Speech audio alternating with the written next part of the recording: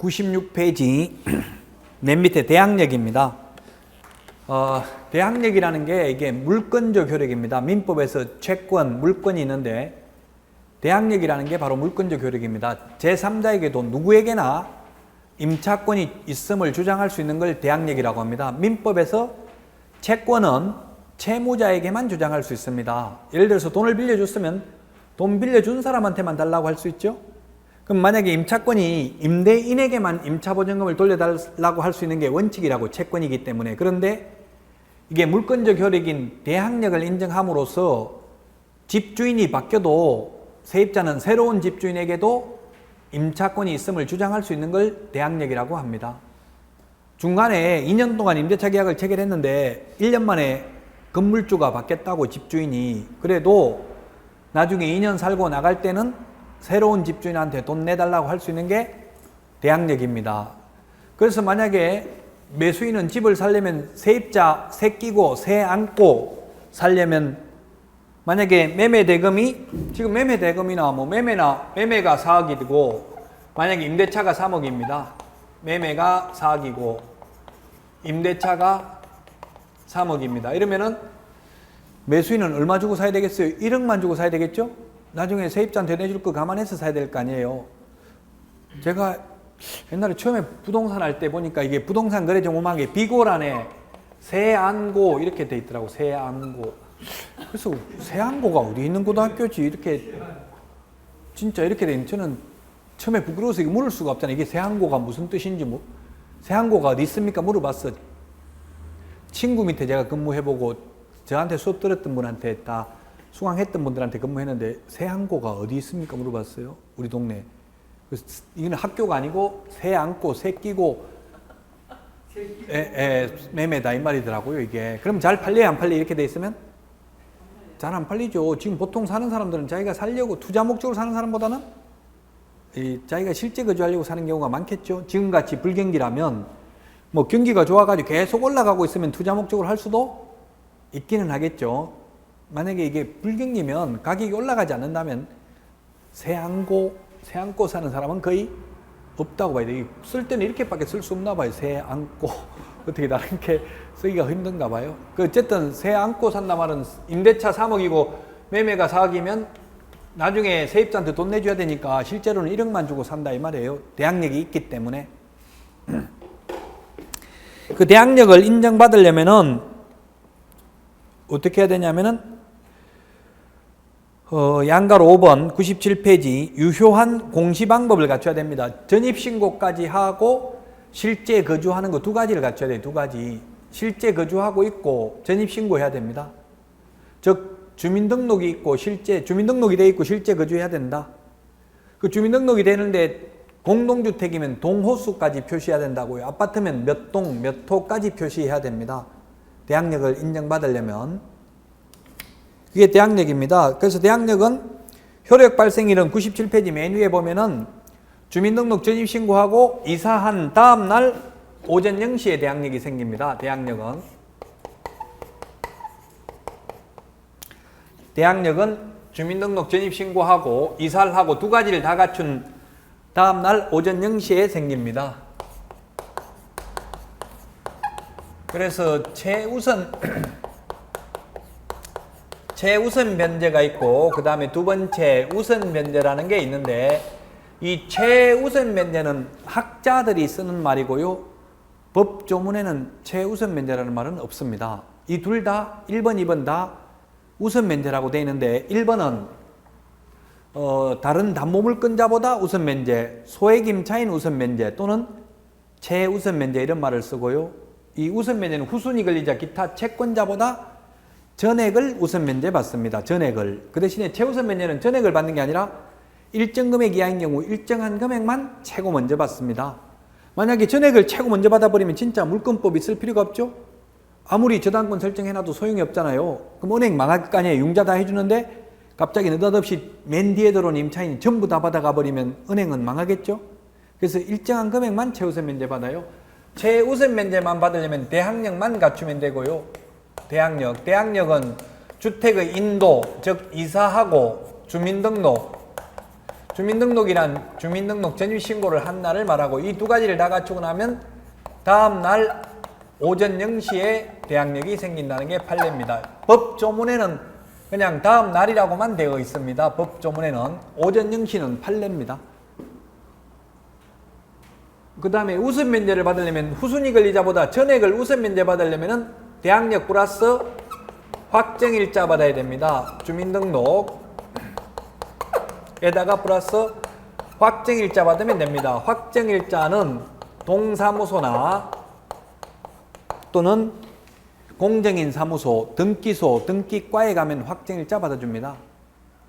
동사무소를 지금 뭐라고 부르죠? 뭐 다르게 부르든 주민센터? 네, 주민센터에 가서 받으면 됩니다. 세 군데에서 받아도 됩니다. 확정일자는. 왜 세 군데인데 상가는 세무서에서 받아야 된다고? 상가는 주택은 동사무소 옛날에, 지금은 주민센터나 그 다음에 등기소, 등기과, 법률, 합동법률사무소인 공정인 사무소에 가도 됩니다. 요거는 우선 면제는 확정일자 받은 당일날 우선 면제를 받을 수 있습니다. 그래서 만약에 1일날 이사하고 2일날 전입신고했다면 3일날 오전 0시에 대항력이 생깁니다. 그런데 후순위보다 전액을 우선 면제 받으려면 만약에 1일날 이사하고 2일날 전입신고하고 3일날 확정일자 받았다면 3일날 우선 면제 효력이 생깁니다. 그래서 확정일자도 3일이고 만약에 건저당도 3일이라면 이 두 개는 동순위 안분배당이 됩니다. 둘 다 똑같습니다. 확정일자를 아침 9시에 받았는지 건저당 설정등기를 오후 4시에 했는지 그 시각까지 보지는 않습니다. 같은 날이라고 보고 동순위로 안분배당합니다. 똑같이 배당합니다. 순서가 동일합니다. 근데 반대로 만약에 이사를 3일날 하고 주민등록 전입신고를 2일날 하고 확정일자를 1일날 받았다면 이렇게 할 수도 있잖아요. 동사무소에는 전입신고 안 하면 확정일자 도장을 안 찍어줍니다. 그러나 등기소나 등기과 공정인 사무소에 가면 전입신고 했는지 여부와 상관없이 확정일자 도장을 찍어줍니다. 그 확정일자를 먼저 받을 수도 있어요. 자, 아까 이거는 3일날 우선 면제 효력이 생긴다고 했는데 반대로 이렇게 했다면 3일날 이사하고 2일날 전입신고하고 1일날 확정일자 받았다면 이거는 우선 면제 효력이 확정일자 받은 날 생긴다고 했는데 단 전제 조건은 대항력이 갖춰진 상태에서 확정일자를 받아야 된다는 게 판례입니다. 그 대항력은 이 두 가지를 갖춘 다음 날 오전 0시에, 그럼 두 가지를 다 갖춘 다음 날 오전 0시는 4일 오전 0시에 후순위 권리자보다 전액 우선 면제를 받습니다. 이론적으로는. 그러나 소송 실무상은 이사한 날짜는 입증할 수가 없잖아요. 전입신고한 날짜는 알지만 판사 앞에 가서 판사가 이사 언제 했습니까? 물으면 이사하고 며칠 있다가 전입신고 해가지고 정확한 기억은 안 납니다. 이렇게 하면 돼요. 그 판사 앞에 가서 3일날 이사했습니다. 이렇게 하면 그건 4일날 우선 면제 효력이 있다고요. 우리는 이론적으로 시험에 나오니까 시험에 3일날 이사했다 이런 전제를 깔면 4일날 우선 면제 효력이 생기겠죠? 그래서 가급적이면 이사 가는 날보다 빨리 전입신고를 하는 게 중요하겠죠. 현실적으로는 소송 실무상은 뭐가 중요하다고요? 전입신고한 날짜가 중요하다고요. 그러면 내일 이사 가려면 하루 전에 전입신고하는 게 바람직해요. 왜냐하면 동사무소에서 전입신고 받아주면서 실제 이사했음을 입증하는 서류 가져오라고 하지는 않죠.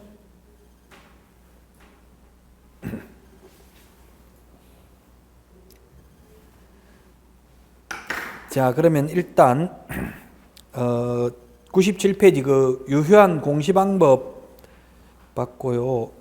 그 다음에 판례 같은 건 좀 뒤에 보기로 하고 98페이지 확정일자부 임차인의 우선 면제권입니다. 아까 이야기했지만 대항력 플러스 확정일자를 받으면 확정일자 받는 게 실제 그 물권법에서 등기하는 거하고 똑같습니다. 등기를 하면 물권법 먼저 등기한 것부터 배당한다고 했죠? 마찬가지로 확정일자 받으면 그 확정일자 후순위보다는 전액을 먼저 받아요. 등기하는 거하고 똑같아요. 근데 등기는 주인 동의를 받아야 되잖아요. 전세권 설정 등기하려면. 근데 확정일자는 동의 안 받고 임차인 일방이 할 수 있으니까 편리한 제도죠. 무조건 확정일자를 받는 게 좋아요. 그래서 세입자 입장에서 본다면. 임차인 입장에서 본다면. 자, 그 다음에 99페이지 보겠습니다. 99페이지. 소액 임차인 최우선 면제권입니다. 4번. 최우선 면제권인데, 그게 현재, 이게 우리 99페이지 표 맨 밑에 보면 지금 90년도부터 쭉 나와 있습니다. 근데 90년도 것까지 과거 15회 시험에는 출제된 적은 있습니다만은 저도 이거 암기를 다 못하거든요. 과거 걸 다 암기하기는 힘들잖아요. 최고 마지막 거 100페이지 보겠습니다. 100페이지 맨 위에 보면 현재 2014년 1월 1일부터 현재를 보면 서울에서 9,500만 원 이하인 경우 3,200만 원까지입니다.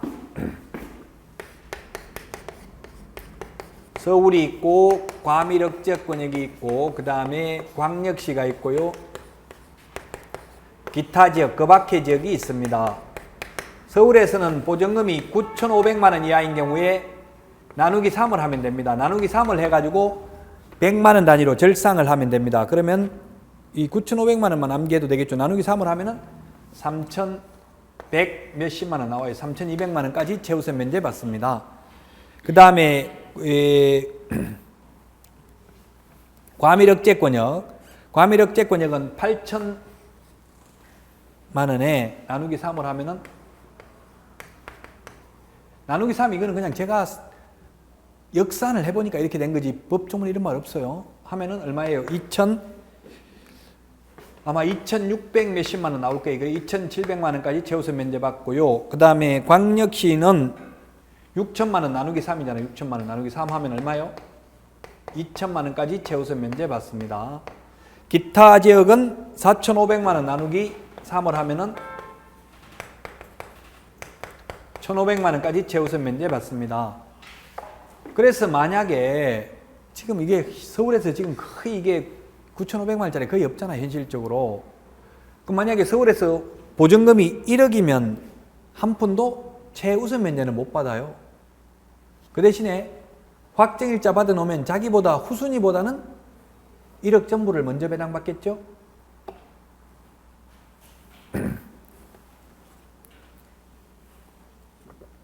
서울에서 9,500만 원 이하가 거의 없지만 요즘은 반전세 이렇게 해가지고 보정부 월세 이런 게 많이 있단 말이에요. 그러면 있을 수도 있어요. 보증금은 5천에 월세 뭐 몇십만 원 이렇게 하는 경우도 있어요. 뭐 좋은 아파트 같은 경우는 없지만 아직도 방 한 칸짜리 이런 거는 많이 있거든요.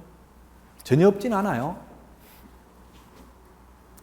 그럼 만약에 광역시에서 6천만 원이라도 2천만 원까지 최우선 면제 받고요. 3천만 원이라도 나누기 3에서 1천만 원 받는 게 아니고 2천만 원까지 최우선 면제 받고 2천만 원이라도 2천만 원까지. 만약 보증금이 1천만 원이면 1천만 원 다 최우선 면제 받겠죠? 2천만 원까지입니다. 2천만 원이라도 2천만 원 다 받아요. 지금 무보정 월세도 많아요. 제가 아는 동네는 저기 시흥시 정왕동이나 오산시 걸동 같은 데는 무보정 월세도 많아요. 중국 동포 조선족들 그냥 한 달 월세 40만 원 방 한 칸에 미리 한 달 거 선불로 내고 그러니까 80만 원 내고 바로 들어와요. 입주해요. 그런 경우 80만 원 내 그거는 보호받을 필요도 없겠지만 보증금 500, 1000만 원짜리도 많다고 아직도 월세인 경우는.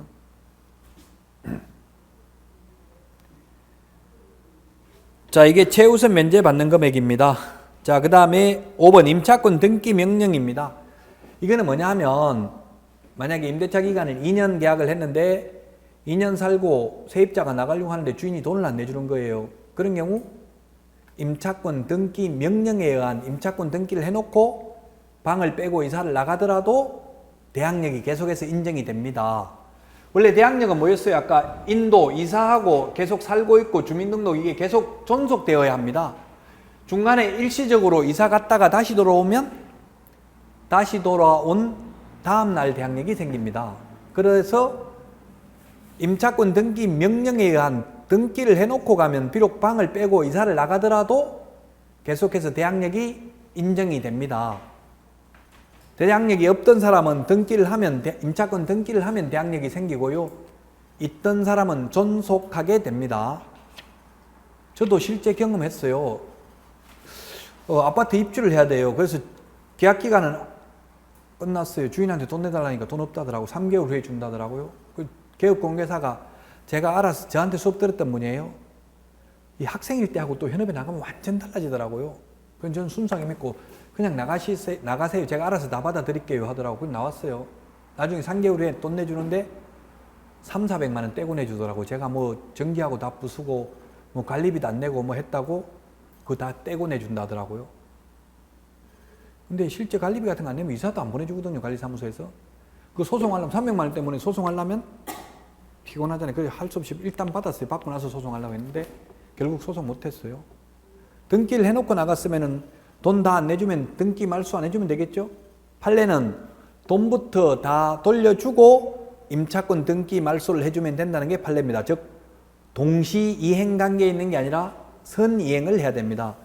돈부터 돌려주고 등기 말소해달라고 해야 되는 게 판례라고요. 그 대신에 이거는 임대차 기간 중에는 명령에 의한 등기는 할 수 없습니다. 임대차 기간이 끝나도 주인이 돈을 돌려주지 않는 경우에만 할 수 있다고요. 상가도 마찬가지입니다. 똑같습니다. 상가도 임차권 등기 명령하는 게 6번 존속기간 보장입니다. 최단기 존속기간입니다. 최장기 존속기간이 있는데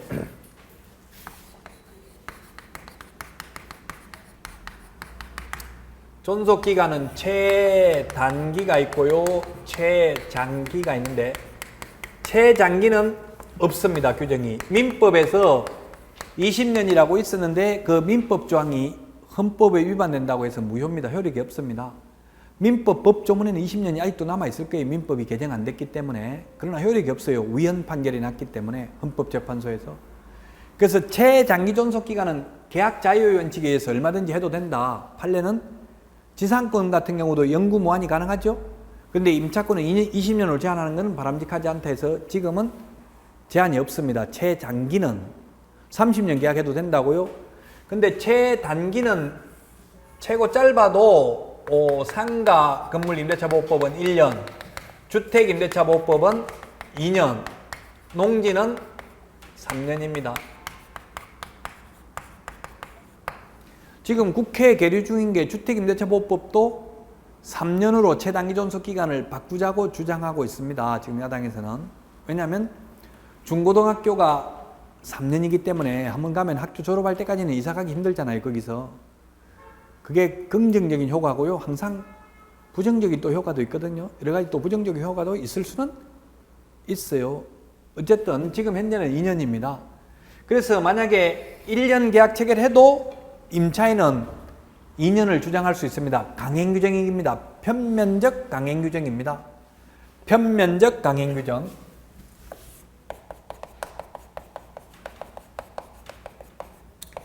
양면적 강행규정이 아니라 편면적 강행규정입니다. 그래서 임차인에게 불리한 약정은 무효입니다. 임차인은 1년의 유효함을 주장할 수 있지만, 즉 임차인이 2년 미만으로 정한 기간의 유효함을 주장할 수 있지만 임대인은 주장할 수 없다고요. 최단기가 2년인데 쌍방 합의해서 1년 계약 체결해도 세입자는 1년 만에 나가도 되고 2년 살겠다고 주장해도 된다고요. 그러나 집주인은 1년 계약 기간 끝났다고 나가라 소리를 못한다고요. 만약에 여러분이 세입자라면 계약 기간을 그래서 길게 하는 게 좋을까요? 짧게 하는 게 좋을까요? 세입자 입장이라면 짧게 하는 게 낫겠죠? 저 같은 경우 제가 실제 옛날에 과거에 살았던 예인데 2년인데 저는 1년을 계약 체결했어요. 1년 체결하는 대신에 1년만 살고 나갈 테니 좀 싸게 해달라고 해서 싸게 했어요. 이게 보증금이 비싸면 나중에 역전세난이 나면은 방을 빼기가 힘들죠? 지금 돈 많이 준 거는 문제가 아닌데 나중엔 방 빼기가 힘들어요. 주인은 다른 세입자가 들어와야 내준다 이렇게 나오거든요. 그럼 그때 역전세난 오히려 시세가 더 떨어졌단 말이에요. 나는 비싸게 주고 들어가가지고. 그러면 방 빼기가 힘들겠죠? 그래서 가급적이면 싸게 들어가는 게 좋아요. 보증금이. 그래서 저는 싸게 들어갔어요. 1년 동안. 단 1년만 살고 나간다는 조건 하에서 그 1년 얘기하니까 안 나가냐 연락 왔더라고요. 그래서 제가 잘난 척하면 또 재수없다고 하니까 다른 사람들이 그러는데 2년까지는 살 수 있다고 그러던데요. 이렇게 이야기했어요. 남들이. 그 주도 변호사한테 물어보니까 그 말이 맞거든. 2년, 최단기 2년. 옛날부터 2년이잖아요. 그래서 2년 살았어요. 물론 이게 올리는 거는 1년 지나면 5%까지 올려달라 할 수는 있죠. 1억에 500만 원까지 올릴 수는 있어요.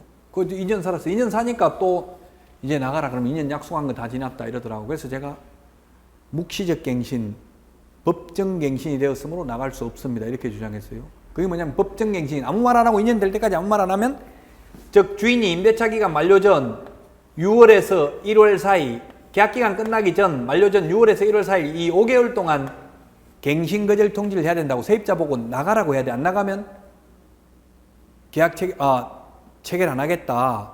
나가라. 너하고는 계약 체결 안 하겠다. 이렇게 미리 통보를 해야 돼. 최소한 한 달 전까지는. 그것도 1년 전에 통보하는 건 소용없죠. 만료 전 6월에서 1월 사이 5개월 동안 계약 갱신 거절 통지를 해야 된다고. 너는 다시 계약 안 하겠다. 집주인은 세입자 같으면 만료 1개월 전까지만 말하면 됩니다. 세입자는 1년 전에 나간다고 해도 유효합니다. 그 아무 말 없이 계약기간이 끝나면 묵시적 갱신, 법정 갱신이 된다고요. 법정 갱신이 되면 또다시 2년이 보장됩니다. 그래서 3년 지나니까 소송을 하더라고요. 그 세입 주인이 저보고 나가라고 명도 소송을. 제가 소송하라고 했어요. 왜냐하면 하도 주인이 괴롭혀가지고 한번 소송 한번 해보고 싶더라고. 법 공부하려고. 소송을 해봐야 실무를 배우잖아요. 그래서 제가 소송해라. 그냥 못 나가겠다니까 소송하더라고. 3년 지나서. 소송하니까 답변서 주고받고 6개월 걸리더라고요. 주인은 나가라 하길래 저는 나가라 소리 들은 적 없다. 통보 들은 거 없다. 그래서 묵시적 갱신이 됐다. 그래서 2년 살 수 있다. 이렇게 하니까 한 답변서 한번 주고받으면 한 달 걸려요. 그러니까 판사가 한 6개월 지나니까 오라고 하더라고. 소송 제기하고 나니까. 그래서 저보고 젊은 놈이 웬만하면 나가지 뭐 이렇게 버티는데 이렇게 이야기하더라고 판사가. 그래서 묵시적 갱신, 법정 갱신 됐는데요 하니까 쓸데없는 소리 하지 마라. 뭔 헛소리 하고 있냐 이런 식으로 이야기하더라고.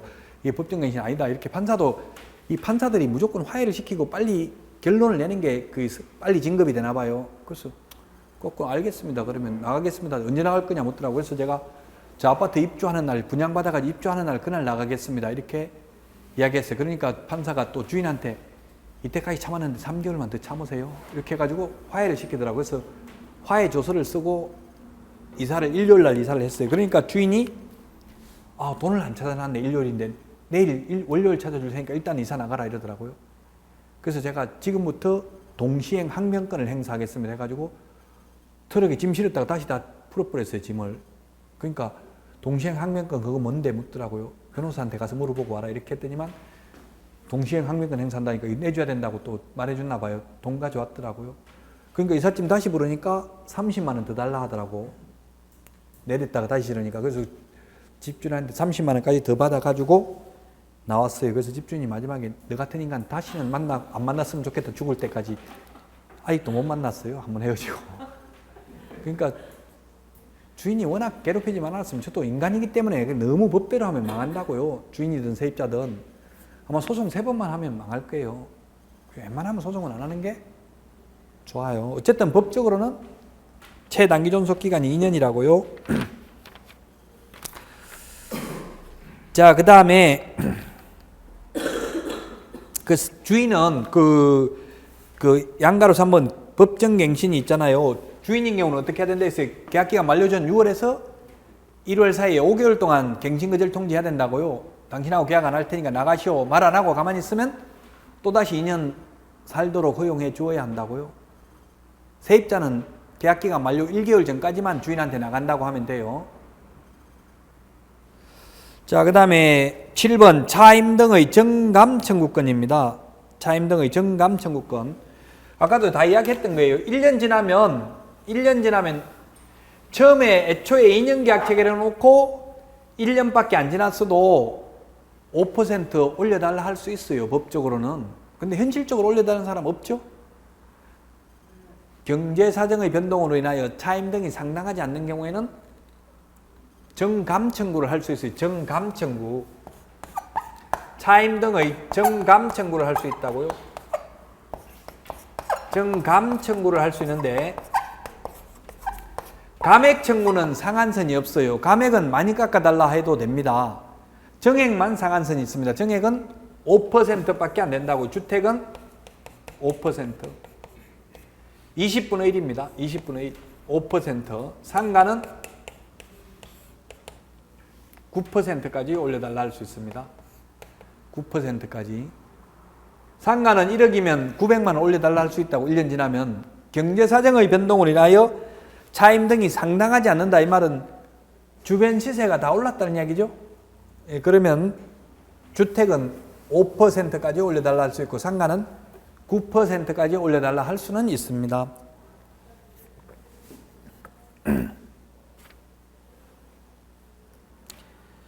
그게 지금 101페이지 맨 위에까지 있습니다. 자, 그 다음에 상가 건물 임대차 보호법입니다. 제2절. 자, 그 적용 대상을 보면 박스 안에 서울에서 4억, 과밀억제권역 3억, 광역시 2억 4천, 기타 1억 8천입니다. 자, 여기 이게 주택이고요. 이게 주택이고 상가는 서울에서 얼마라고요? 서울에서 환산보증금입니다. 환산보증금이 4억입니다. 환산보증금이라는 것은 월세를 전세로 환산했다는 이야기예요. 그럼 월세를 전세로 환산할 때는 월세 곱하기 100을 하면 그게 환산보증금이에요. 그래서 월세가 100만 원이면 환산보증금은 1억이 되겠죠? 월세 200만 원이면 환산보증금은 2억입니다. 월세 곱하기 100을 한 게 환산보증금이에요. 월세 곱하기 100 더하기 보증금을 하면 그게 환산보증금이라고요. 상가는 월세가 많아요? 보통 전세가 많아요? 월세가 많죠? 환산보증금이 서울에서는 4억, 과밀억제권역에서는 3억, 광역시에서는 2억 4천만 원, 기타 지역에서는 1억 8천입니다. 제가 아까 이야기했잖아요. 주택은 전두환 정권 때 만들어졌기 때문에 그때는 강력한 독재 정권이기 때문에 반대를 할 수 없기 때문에 모든 주택에 다 대해서 적용한다 해도 반발을 할 수가 없었어요. 김대중 정부 때는 민주화된 시대이기 때문에 건물주들이 반발했다고. 모든 상가 다 적용하니까. 왜 반발하겠어요? 건물주들이.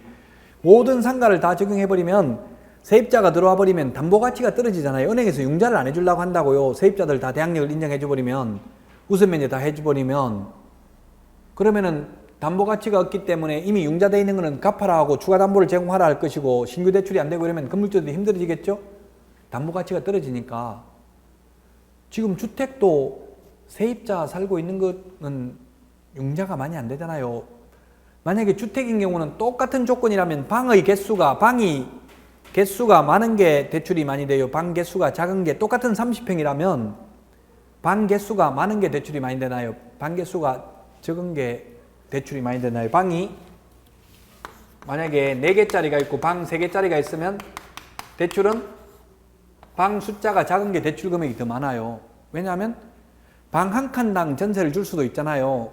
그러면 최우선 면제 아까 서울에서 9,500만 원에서 3,200만 원까지 최우선 면제잖아요. 방이 4개면은 3,200씩 1억 4개면 1억 2,800만 원 최우선 면제 나갈 거 빼고 대출해 준다고 방에서. 그러니까 융자가 더 많이 안 나간다고. 방 개수가 많으면. 그만큼 새로운 세입자가 들어올 수도 있기 때문에 그렇죠. 그래서 아까도 말씀드렸지만 김대중 정부 때 도입됐기 때문에 상가는 모든 상가가 아니라 환산보증금이 일정한 금액 이하의 상가만 적용이 됩니다. 그런데 우리 책에는 지금 명확하게 적어놓지는 않았는데 원칙은 이렇게 되는데 지금 예외적으로 이 금액을 초과하는 경우에도 적용되는 게 있어요. 예외적으로. 이 서울에서 환산보증금이 4억을 초과하는 경우에도 적용되는 게 있다고요. 대항력하고 권리금 이런 거는 금액과 상관없이 보호가 됩니다.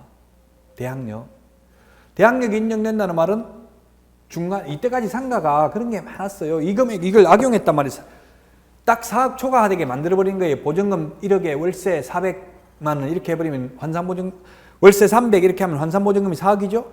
국세청의 유권해석은 월세에다가 부가가치세 10%까지도 포함하는 걸로 되어 있거든요. 그럼 월세가 400만 원이면 부가가치세도 또 40만 원 내라고 한다고 세입자 보고. 그럼 보호 안 되는 거죠? 그렇게 만들어 놓고 세입자를 딱 넣어놓고는 건물주가 다른 건물주한테, 새로운 건물주한테 판다고요. 싸이나 그 다음에 리쌍 이런 애들 그렇잖아요. 건물 새로 사가지고 리모델링 한다고 다 나가라고 하는 거예요. 기존 세입자들. 그럼 나가야 돼, 안 나가도 돼? 법적으로 나가야 됩니다. 종전에는. 왜냐하면 대항력이 없기 때문에 건물주가 바뀐 건물주에는 대항할 수가 없다고요. 채권이기 때문에 옛날에는. 그래서 바뀌었어요. 이게 올해. 지금은 금액과 상관없이 대항력은 인정돼요. 이제. 금액과 상관없이. 그래서 이제는 중간에 건물주가 바뀌어도 계약기간 동안은 계속해서 장사할 수 있고요. 또 최초 임대차 기간을 포함해서 전체 임대차 기간이 5년을 초과하지 않는 범위 내에서 계약 갱신 요구를 할 수 있거든요. 그래서 계약 갱신 요구를 할 수 있기 때문에 원칙적으로는 이론적으로는 5년 동안도 장사할 수 있습니다. 건물주가 바뀌어도 이론적으로는. 근데 현실은 쉽지 않아요. 주인이 와서 계속 괴롭히면 장사 못하게 방해하면은 현실적으로 나갈 수밖에 없기는 합니다. 그러나 이론적으로는 5년 동안은 이제 주인이 바뀌어도 안 나갈 수 있어요. 역시 대항력은 주택은 전입신고하고 이사하고 그 다음날 오전 0시부터 생기는데 상가는 전입신고를 하는 게 아니라 사업자 등록 신청을 합니다. 사업자 등록 신청은 세무서에 합니다. 확정일자는 동사무소, 등기소, 등기과, 공정인 사무소에서 받을 수 있다고 했습니다. 101페이지 맨 밑에 확정일자부 임차인 우선 면제. 주택이든 상가든 확정일자 받으면 후순위 권리자보다는 전액을 우선해서 변제받을 수 있습니다.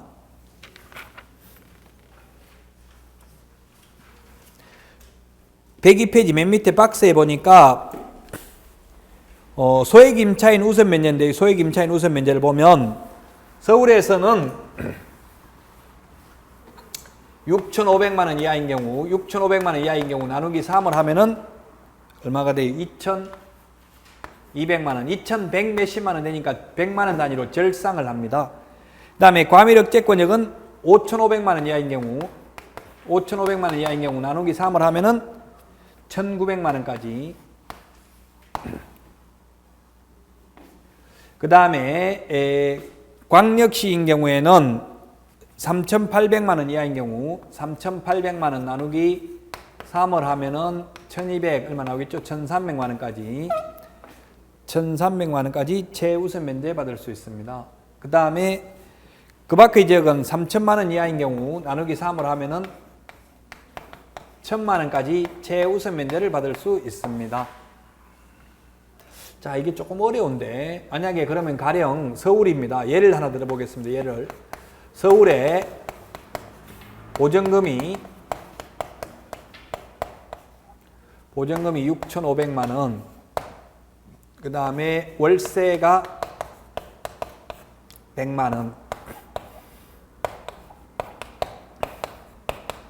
환산보증금은 얼마가 되는 거예요? 환산보증금이란 뭐라고 했어요? 보증금 더하기 월세 곱하기 100을 한 것을 환산보증금이라고 하니까 월세 곱하기 100을 하면 1억 6,500만 원 합하면 환산보증금은 1억 6,500만 원입니다. 이런 경우에 서울에 있는 상가라고 했죠. 최우선 면제는 얼마 받고 우선 면제는 얼마 받는지 여부. 그 다음에 우선 면제인데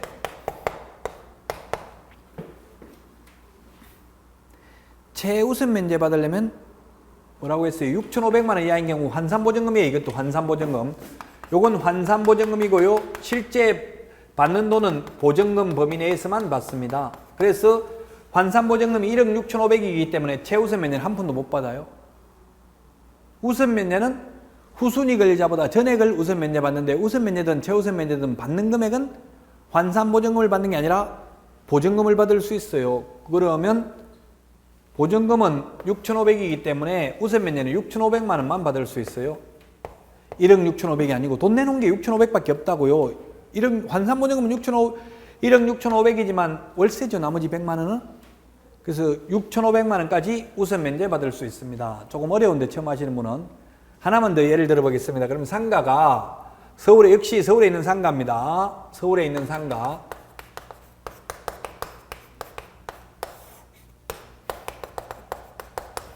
보증금, 월세, 환산보증금.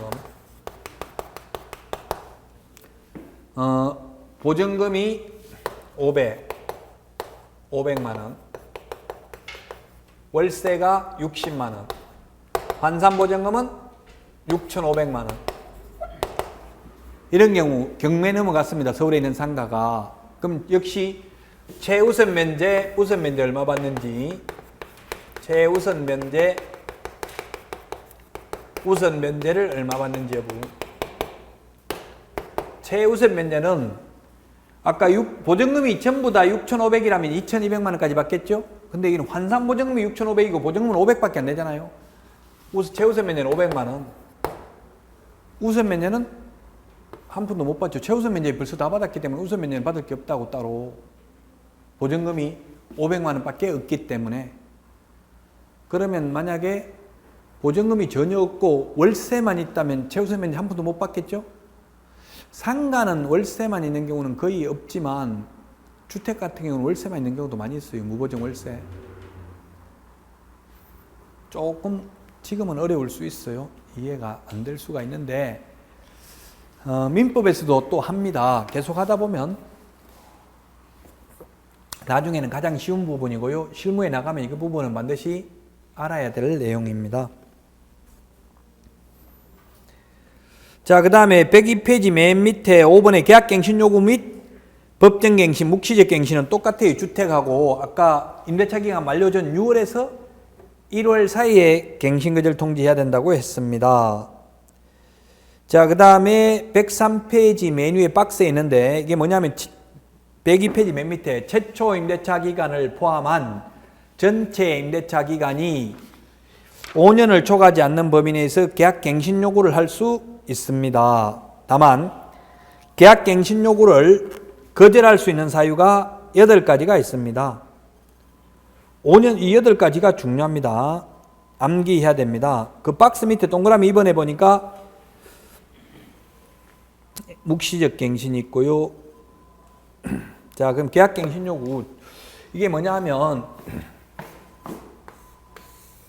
1년, 2년, 3년, 4년, 5년 최초 임대차 기간을 포함한 전체 임대차 기간이 5년을 초과하지 않는 범위 내에서 계약갱신 요구할 수 있다고. 처음에 1억이면 임대차 기간 만료 전 6월에서 1월 사이 요 5개월 동안 갱신거절 통지를 계약갱신 요구를 하면은 갱신이 됩니다. 그러면 1년 지날 때마다 9% 올릴 수 있다고 했죠? 그러면 1억 900, 또 1년이 지나면 1억 900에서 또 9% 올릴 수 있어요.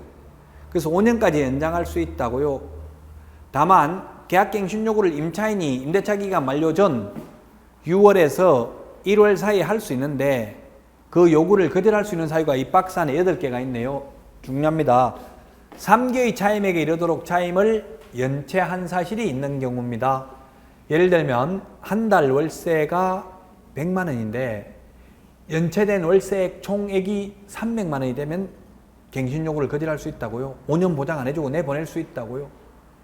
근데 만약 한 달 월세가 100만 원인데 50만 원씩 연체시켰다면 6개월이 연체돼야 되겠죠? 꼭 연속해서 연체시킬 필요는 없습니다. 연체된 액수가 3개의 차임액에 이르도록 연체되어 있으면 계약갱신 요구를 거절할 수 있다고요. 2번 임차인이 거짓 부정한 망보로 임차한 경우. 3번 쌍방 합의에 의하여 임대인이 임차인에게 상당한 보상을 제공한 경우. 4번 임차인이 임대인 동의 없이가 포인트입니다. 목적 건물의 전부 또는 일부를 전대한 경우, 다른 사람한테 세놓은 경우죠. 그 다음에 5번 임차인이 임차한 건물의 전부 또는 일부를 고의 또는 중대한 과실입니다. 경미한 과실로 파손한 경우는 거절할 수 없습니다. 중대한 과실이 포인트고요. 6번 임차 건물의 전부 또는 일부가 멸실되어 임대차 목적을 달성하지 못하는 경우. 7번 이걸 너무나 악용해가지고 이번에 바뀐 겁니다. 이렇게 옛날에는 그냥 막연하게 재건축, 재개발을 하기 위해서 철거가 필요하고 점유회복이 필요한 경우 이렇게만 되어 있는데 지금은 구체적으로 동그라미 1, 2, 3번이 있습니다. 임대차 계약 체결 당시 공사 시기 등을 임차인에게 구체적으로 고지한 경우. 2번 건물이 노후, 훼손 또는 일부 멸실되는 등 안전사고 요례가 있는 경우. 3번 다른 법령에 따라 철거, 재건축이 이루어지는 경우. 도시 및 주거환경정비법에 의해서 재개발 이런 게 이루어지는 경우가 되겠죠. 이 동그라미 1, 2, 3, 4번 중에 3번 중에서 가장 악용할 소지가 높은 게 2번이에요. 2번 지금 현재. 뭐 이게 애매하잖아요. 다시 안전사고 우려가 있어가지고 노후돼가지고 다시 짓겠다. 나가라 해놓고 안 짓고 계속 장사하고 있는 경우 많다고요. 현실적으로. 그 현실적으로 나가게 만들려고 하면은 쉽지는 않다는 이야기예요. 8번 그 밖에 임차인이 임차인으로서의 의무를 현저히 위반하거나 임대차를 존속하기 어려운 중대한 사유가 있는 경우입니다. 이건 어떤 것인지는 이제 소송해봐야 하는 거예요. 중대한 사유가 어떤 것인지는.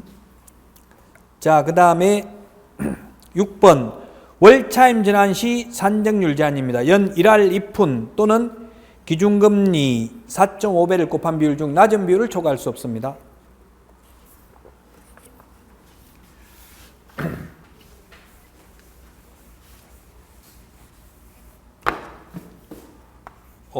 차임 등의 정감 청구권이 있고요. 월차임 전환율입니다. 월차임 전환율. 월차임 전환율이 주택이 있고 상가가 있습니다. 주택임대차보호법은 1할 또는 기준금리 4배 중 낮은 비율을 초과할 수 없습니다. 상가는 1할 2푼, 1할 2푼이면 12%입니다. 1할 2푼 또는 기준금리 4.5배 중에서 낮은 비율을 초과할 수 없습니다. 지금 기준금리가 얼마인지는 시험에 안 나오겠죠. 만약 시험에 나온다면 현재 기준금리는 2%임 이렇게 주게 될 겁니다. 지금 2%죠. 우리나라 기준금리가 지금. 2%라고 본다면 뭐예요? 4배 하면 8%가 되겠죠? 8%하고 1할이면 10% 둘 중에 낮은 비율을 초과할 수 없으니까 8%를 초과할 수 없죠? 그러면 만약에 1억을 월세로 돌린다면 어떻게 돼요? 1억을 월세로 돌린다면 1억 곱하기 4배 8%를 초과할 수 없으면 8%면 얼마입니까? 1억에 8%면 800만 원이죠? 8천만 원이 10%고 800만 원 맞아요? 800만 원 나누기 12달 하면 되겠죠. 한 달에 그러면 이 계산하기 힘들겠네. 60만 원 하면 지금 계산 1억을 해놓으니까 참 계산하기 어렵네. 이게 한 60몇만 원 되겠죠. 60몇만 원 하루에 한 달에 60몇만 원 곱하기 11 나누기 11을 해야 되니까 한 달에 내는 건 1년에 800만 원이니까 그럼 1억을 월세로 돌리면 옛날에는 통상 어떻게 했어요? 아주 옛날에는 IMF 때는 2부이자 받았어요. IMF 때는 200만 원 달라고 했어요. 1억을 월세로 돌리면. 최근까지만 해도 1억을 월세로 돌리면 보통 10% 해가지고 100만 원 달라고 했어요. 그 100만 원 받으면 안 된다고요. 이제 1억을 월세로 돌리면 800만 원 나누기 12 하면 이게 아마 60몇만 원 나올 거예요. 60 얼마? 66만 5천 원? 6천 원? 뭐 60, 그러니까 이건 정확하지 않을 수 있어요. 계산해보면 60만 원대밖에 안 된다고. 이제 1억을 월세로 돌리도 보통 옛날에는 100만 원 이렇게 달라 했다고요. 그렇게 안 된다고. 기준금리 4배 또는 1할 중에서 낮은 비율을 초과할 수 없어요. 높은 걸 초과할 수 없는 게 아니라. 그럼 낮은 게 8%니까 8%를 초과할 수 없죠? 기준금리까지는 암기 안 해도 된다고. 왜냐면 기준금리는 수시로 3개월마다 바뀌어요. 바뀔 수 있어요. 안 바뀔 수도 있지만. 상가는 기준금리 4.5배 4.5배면 하면 얼마? 이거 4.5배 또는 12% 중에서 낮은 비율을 초과할 수 없다. 기준금리는 미국 기준금리가 올라갔기 때문에 미국이 0.25% 됐죠? 또 내년 3월에 또 0.25%더 올린다고 하니까 그러면 우리나라 기준금리도 올라갈 가능성이 많다고 봐야 되겠죠.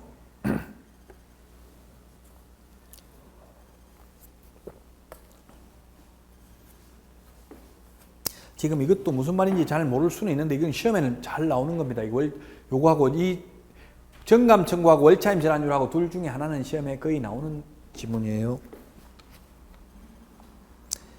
103페이지 등록사항 열람 제공 요청입니다.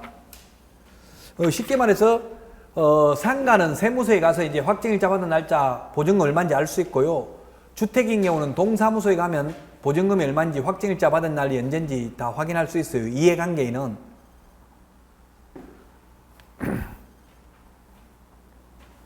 다만 이해관계인의 개업공개서는 포함되지 안 씁니다. 그래서 개업공개사가 알아보려면 주인 동의를 받아야 돼요. 주인 인감증명 위임장이 있어야 되겠죠? 자, 그 다음에 104페이지 권리금입니다. 권리금. 권리금이 이게 지금 뭐 야당에서 다른 법안하고 끼워넣기 해가지고 이게 권리금이 통과가 됐는데요.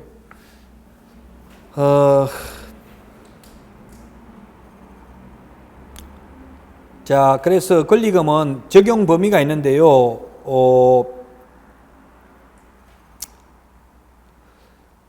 제가 아까 환산보증금이 서울에서 4억을 초과하더라도 적용된다 했죠?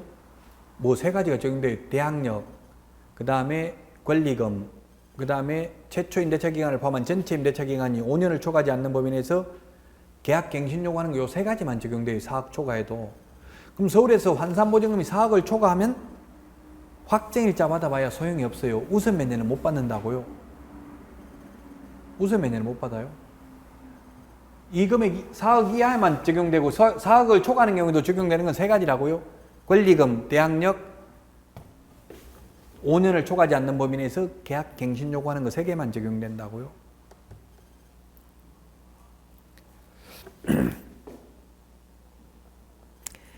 자, 그 다음에 거기 10조에 보면 10조 4에 보면 권리금 회수기회 보호가 있습니다. 권리금 회수기회는 언제냐면은 임대차 기간 만료 3개월 전부터 임대차 기간 종료 시까지, 원래 이 법을 처음에 야당에서 위반했던 건 임대차 종료 후 2개월까지 보호해 주도록 되어 있었는데요. 지금은 만료 시까지입니다. 딱 권리금 회수할 수 있는 기회는 석 달밖에 보호가 안 된다고요. 그래서 이게 사실상 주인이 권리금을 안 주려고 하면 받기 힘들어요. 다만 그래서 제가 항의를 하니까 법무부 소관이거든요. 법무부에서는 그래도 없는 것보다는 이런 명문 규정이 있는 게 나을 것이다. 부작용이 많으면 앞으로 개정 보완을 하면 될 것이다. 이렇게 주장하고 있어요. 예를 들면 임대차 기간 만료 전 3개월부터 임대차 기간 종료 시까지 현 세입자가 새로운 세입자 데리고 와가지고 이 사람하고 계약 체결해 주십시오. 나는 이 사람한테 권리금 받겠습니다 하면 권리금 회수 기회를 방해하면 안 되거든요. 방해하면 나중에 손해배상을 해줘야 돼요. 그 손해배상 액수는 새로운 세입자가 내리는 권리금 액수와 현 권리금의 평가액 중에서 낮은 비율을 초과할 수 없습니다. 근데 현실적으로는 굉장히 어려워요. 이게 법은 이렇지만 현업에서는 새로운 세입자 그래 계약 체결해 주겠다 하는데 보증금을 왕창 올려버리고 또 거기다가 7개월 있다가 이거 공사할 건데 뜯어내야 되는데 나가야 되는데 그래도 계약할래 이렇게 나오는 거예요. 그럼 아무도 안 한다겠죠. 7개월 후에 뭐 권리금 1억 주고 들어와가지고 7개월 후에 미리 공사 시기나 그걸 미리 말하면 되잖아요. 그럼 나가야 되죠. 7개월 후에 나갈 거다. 7개월 후에 나간 다음에 계약해 줄게 이렇게 나오는 거예요. 아까 미리 공사 시기, 소요 시기나 이런 걸 말하면 계약갱신 요구 인정 안 된다 했잖아요. 그래 버리니까 현실적으로 받기는 굉장히 어렵습니다. 권리금 받기는. 그러나 법조문은 신설됐습니다.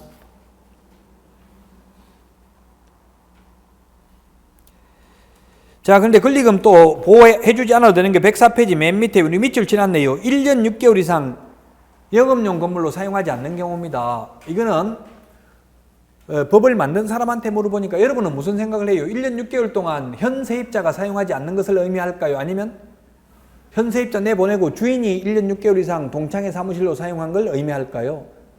법 만든 사람은 그 두 가지를 다 염두에 두고 만들었는데요. 포인트는 건물주가 현 세입자 내보내버리고 그걸 영업용 건물로 다시 세놓는 게 아니라 동창회 건물로 1년 6개월 이상만 사용하면 권리금 보호 안 해줘도 된다고요.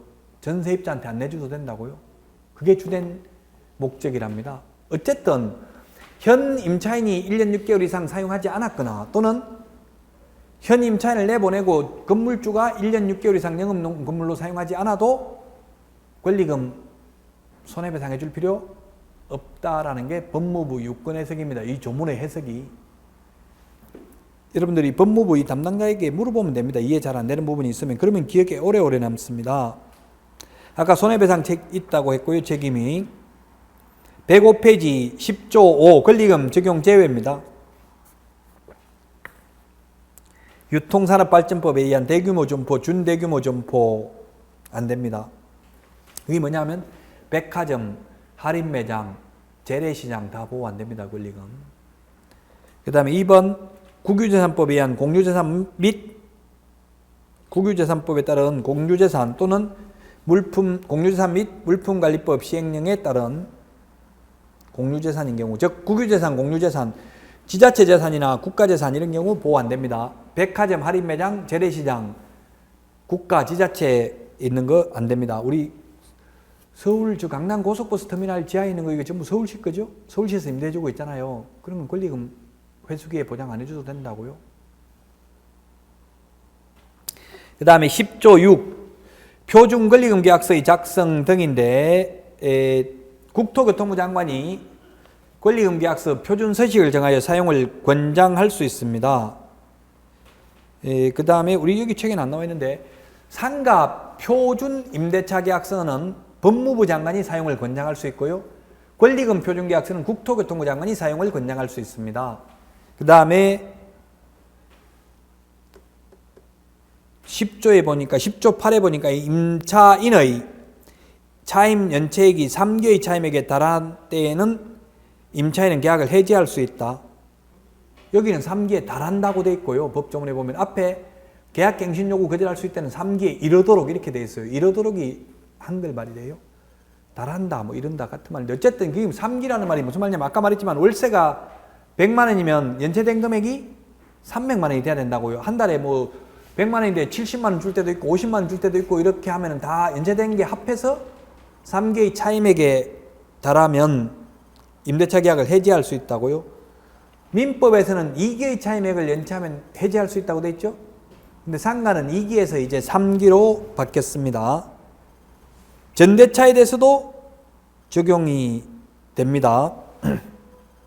전대인과 전대차 관계에서 이게 적용된다 했는데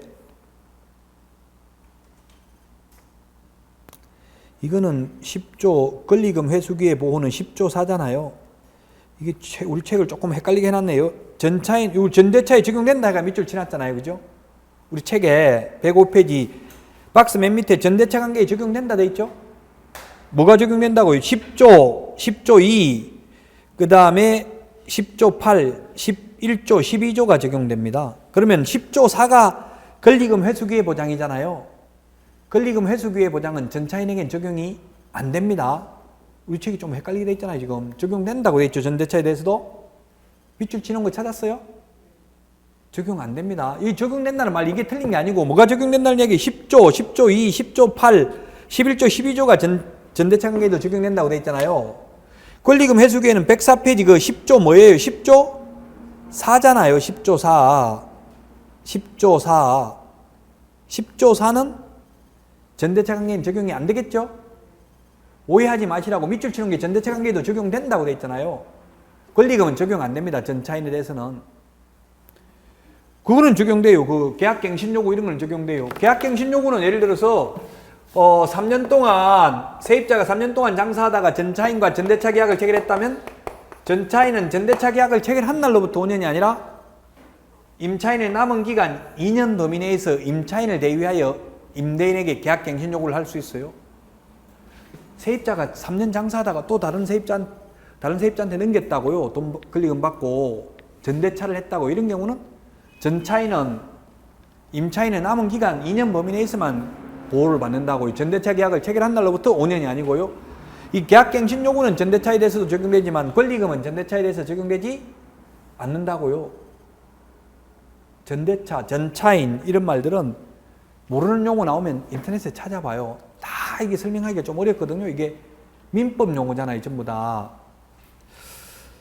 자, 그래서 이번 시간 여기까지 하고요. 다음 시간 105페이지 이제 다음 주가 마지막입니다. 부동산 실권리자 명의등기에 관한 법률, 그 다음에 장사 등에 관한 법률, 경매, 공매 이런 부분들 하도록 하고요. 오늘은 여기서 마치겠습니다. 수고하셨습니다.